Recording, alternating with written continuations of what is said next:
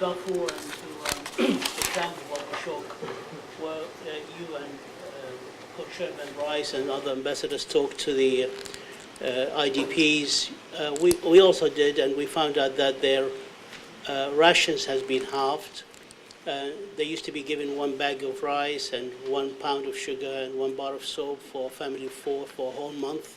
Now they're giving the same quantity for a family of 8. I'm sure you heard about that. Did the Security Council do anything since they came back with the United Nations food program or something to improve the situation? I mean, they were really complaining very strongly concerning the halving of the ration. The other thing is also we noticed the militarization of these camps, there are more arms there, more militancy.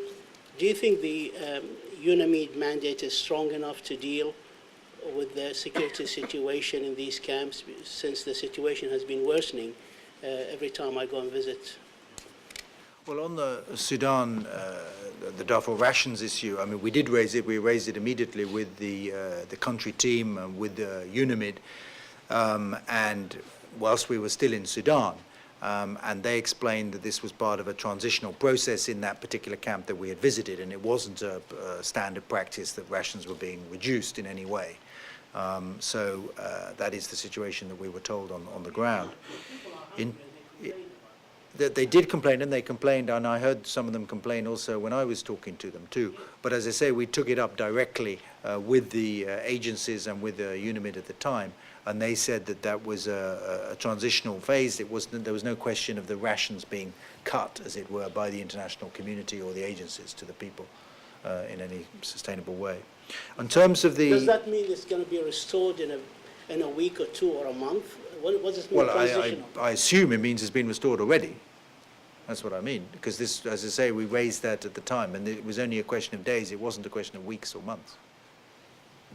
So I think if that's still not the case, I'm certainly not aware of it. In terms of the arms, yes, UNAMID it's a Chapter 7 mandate, and it has all the powers that it requires to fulfill its mandate. Of course, it's up to the force commander and the SOSG on the ground how it implements that mandate. But we're in the Security Council, we're comfortable that they have a tough enough mandate to be able to achieve what it's supposed to achieve. I'm sorry, but you must agree they must succeed, because there are more and more arms within these camps. There are more rapes. There are rapes taking place. There is insecurity. So, what are they failing if they have the mandate? Well, this is what we discussed with them while we were there, and it's something that the Security Council is following very closely. But it's not an easy environment for them there. It is a hybrid mission, so that complicates the life, that it's not working just for the UN, they're working also to the African Union. There is a good deal of conflict in their area of operations between the rebels and the government of Sudan.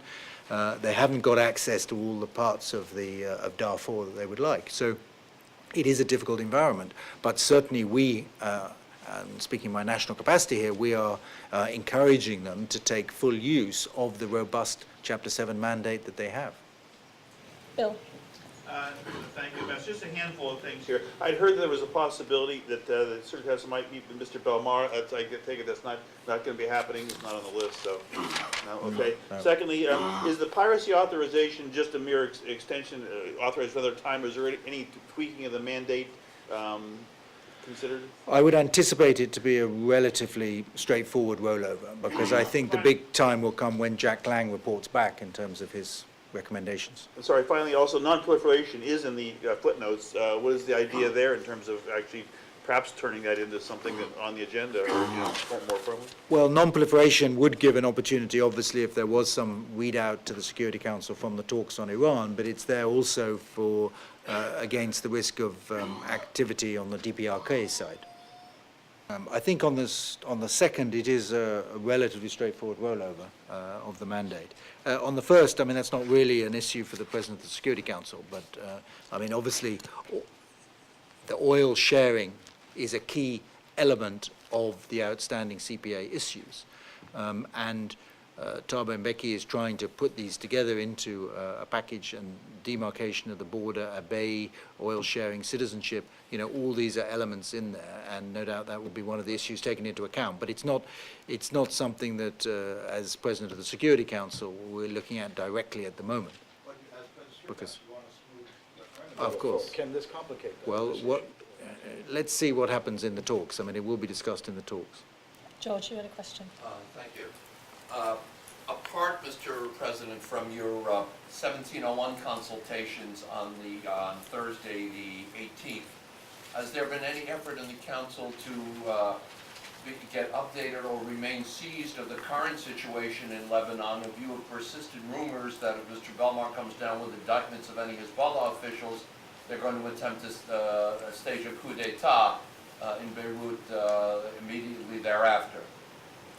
Nothing has been fixed in the program of work yet, but obviously that is something that we're very aware of, and so we may need to take that issue under any other business in the near future. Yeah. Can I follow up? Go on, Ali. You've not had long enough. I understood that you discussed extensively during the last few days the issue of Lebanon, and especially the Special Tribunal for Lebanon. And I got a tip that Mr. Belmar canceled his visit to the U.S. Because he wants to deal with the latest incident in Beirut. Are you aware of this? And do you see there is a call in Lebanon for the annulment of the tribunal? Do you see any raison d'etat that this might happen?